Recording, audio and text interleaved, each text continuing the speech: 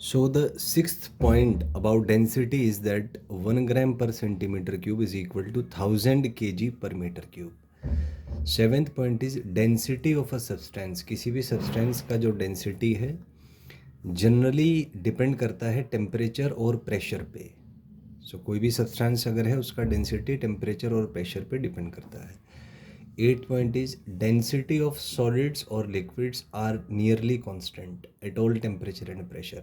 तो जो भी सॉलिड्स और लिक्विड्स होते हैं जनरली उनका डेंसिटी लगभग कांस्टेंट होता है. चेंज होता है लेकिन लगभग कांस्टेंट होता है. Density of water at 4 degree centigrade or 277 Kelvin is 1 into 10 is to power 3 kg per meter cube है. तो ये है. और लगभग इसी को अगर आप सिंप्लीफाई करें तो 1 ग्राम पर सेंटीमीटर क्यूब आ जाएगा अंडर नॉर्मल एटमॉस्फेरिक प्रेशर.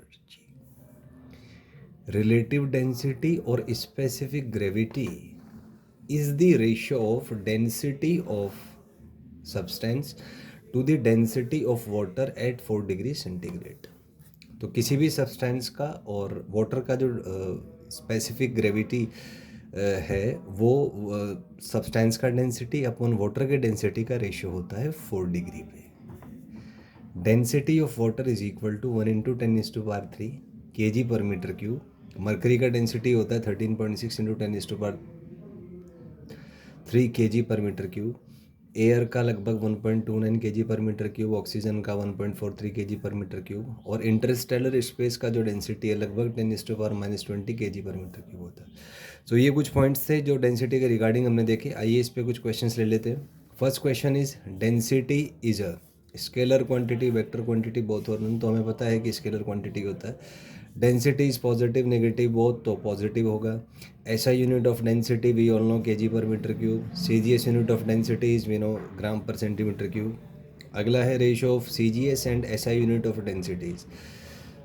तो जो सीजीएस यूनिट है वो ग्राम पर सेंटीमीटर क्यूब है. एसआई यूनिट होता है केजी पर metre cube. And we know that 1 gram per centimetre cube is equal to 1000 KG पर मीटर क्यूब. तो डेंसिटी का रेशियो जो है वो 1000 आ जाएगा. Third option will be correct.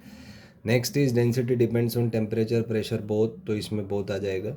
Next is density of water is maximum at. अभी हमने डिस्कस किया पॉइंट 4 डिग्री सेंटीग्रेड पे मैक्सिमम होता है. तो ये इसमें फोर्थ वाला जो ऑप्शन है वो करेक्ट हो जाएगा. Next is volume of a given mass of water is minimum.